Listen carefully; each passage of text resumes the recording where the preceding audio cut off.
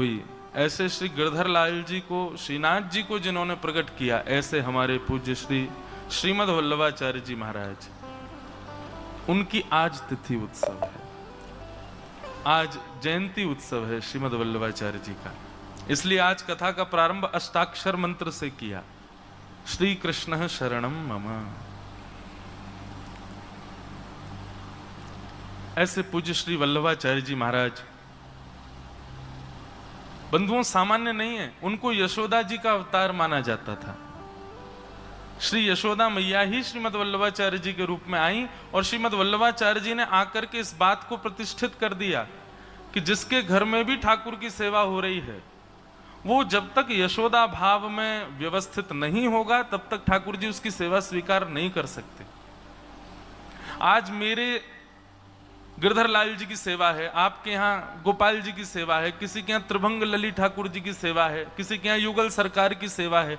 ये घरों में जो सेवा व्यवस्थित हुई है, ये घरों में जो ठाकुर जी की सेवा हम लोग कर रहे हैं, इस सेवा को प्रदान करने का सबसे बड़ा योगदान श्रीमद वल्लभाचार्य जी महाराज का है। उन्होंने गोपाल जी को घर घर पहुंचा दिया। लड्डू गोपाल सबसे पहले किन के यहाँ, किन की सेवा में आए? श्रीमद वल्लभाचार्य जी की सेवा में आए।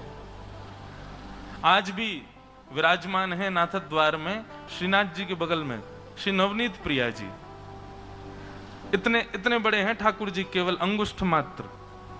ऐसे लड्डू गोपाल का जो स्वरूप है, ये सबसे पहला स्वरूप श्रीमद वल्लभाचार्य जी के पास ही है। ये उन्हीं के मनस्थ के ठाकुर जी हैं। उन्होंने ही अपने हृदय से श्री लड्डू गोपाल जी को इस प्रकार से सेवा में व्यवस्थित किया। और जो लोग, जो वैष्णव नाथ द्वारा जाते हैं और अगर नहीं गए हैं तो फिर महाराज जी, हमारे लाल जी का भी हर वर्ष उत्सव होता है। इस बार द्वारिका में था।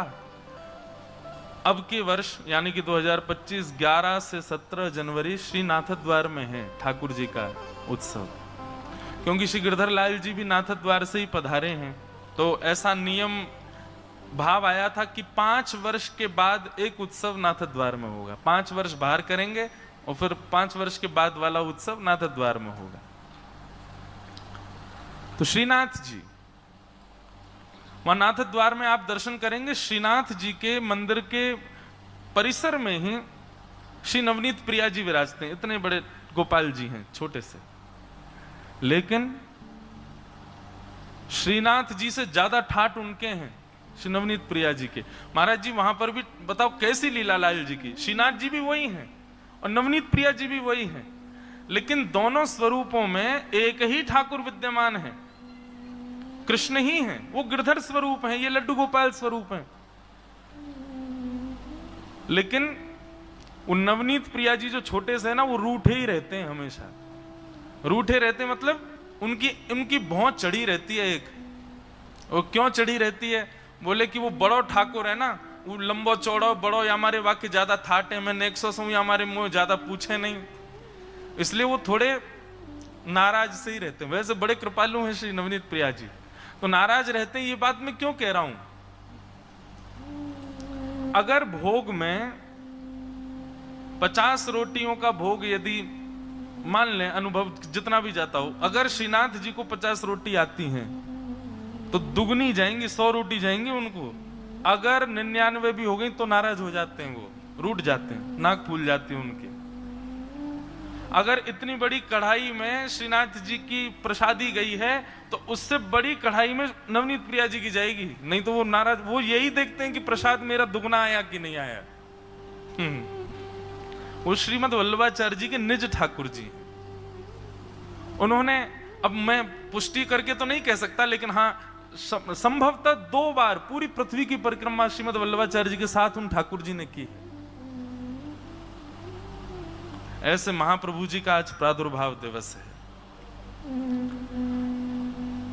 बंधुओं देखो, संप्रदाय में बंटवारा नहीं होना चाहिए कि हम उस संप्रदाय के हैं, हम उस संप्रदाय के व्यक्ति को क्यों देखें, क्यों पूजें, क्यों भजें। नहीं,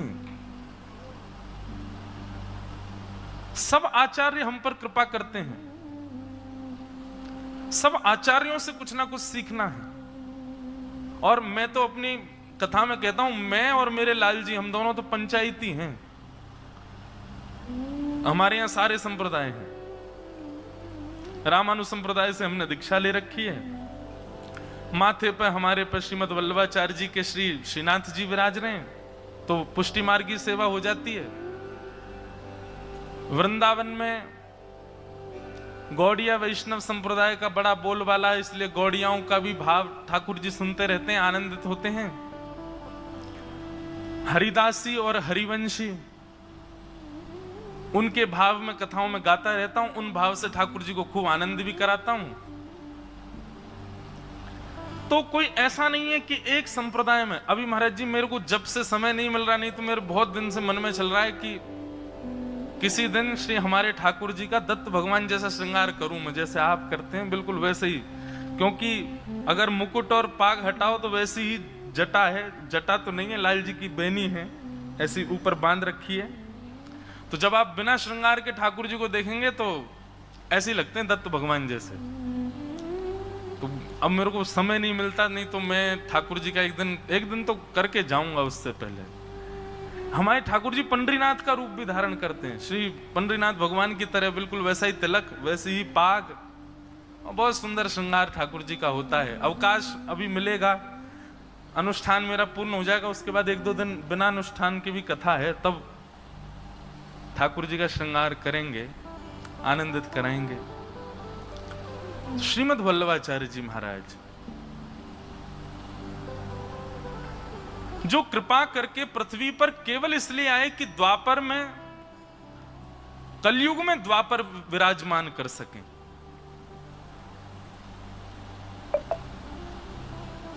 ऐसा वर्णन आता है उनके जीवन चरित्र में कि उनके परिवार की 17 पीढ़ी पहले, श्रीमद वल्लभाचार्य जी से 17 पीढ़ी पहले परिवार के किसी पूर्वज ने 100 यज्ञ करने का, अश्वमेध थे जाने कौन से कोई यज्ञ थे, 100 यज्ञ करने का संकल्प लिया, परंतु वो 100 यज्ञ पूर्ण नहीं हो पाए।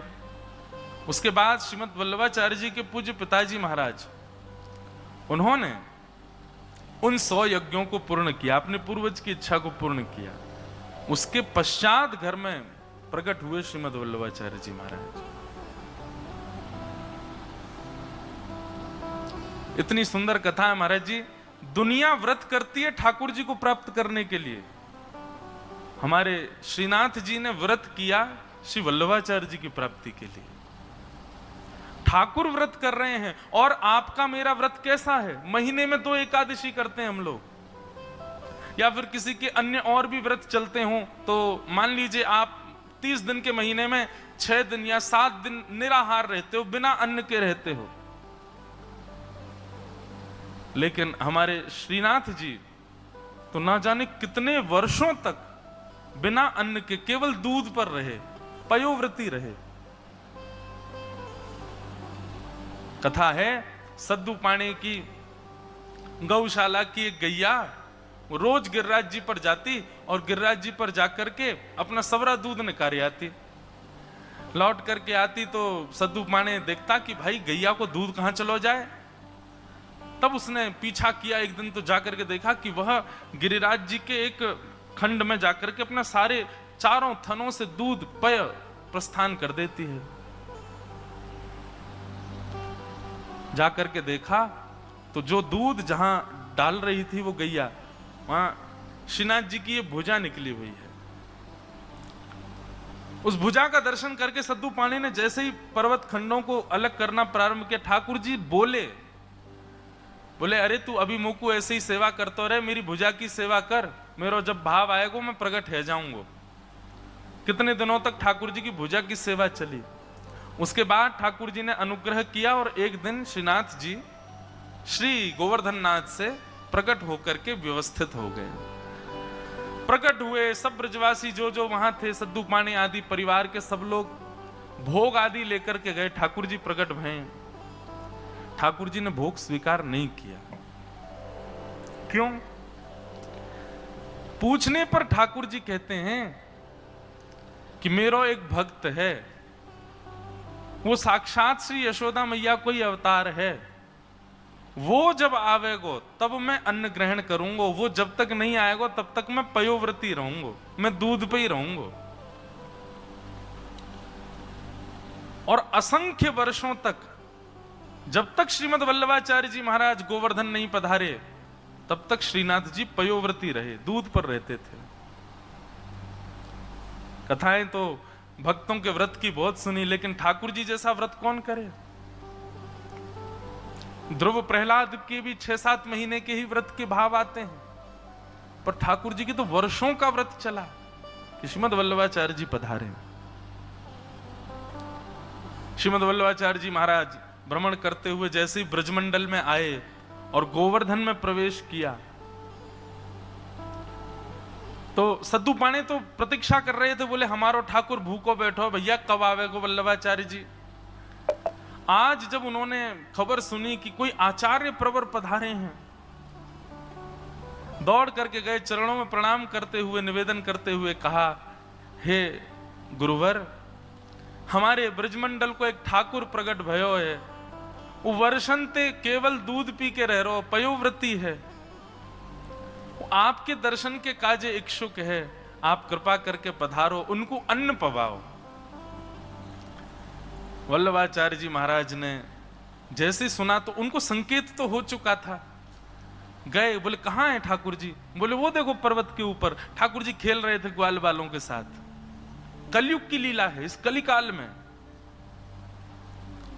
और जैसे ही श्रीमद् वल्लभाचार्य जी नीचे पहुंचे, ऊपर दृष्टिपात किया, ऊपर से ठाकुर जी ने वल्लभाचार्य जी को देखा, नेत्र सजल हो गए ठाकुर जी के। एक चित्र आपने देखा होगा, बहुत जगह प्रसिद्धि होती है कि ठाकुर जी श्रीमद् वल्लभाचार्य जी से ऐसे गले लग रहे हैं। ठाकुर जी दौड़े गिरिराज जी से और नीचे दौड़ करके आए और आकर के श्रीमद् वल्लभाचार्य जी को हृदय से लगा लिया। ये हैं श्रीमद् वल्लभाचार्य जी महाराज, जिनके लिए ठाकुर जी ने व्रत किया। ठाकुर जी ऐसे भावावेश में आ गए जैसे कोई मैया से बहुत दिनों का बिछड़ा बालक पुनः मिल गया हो।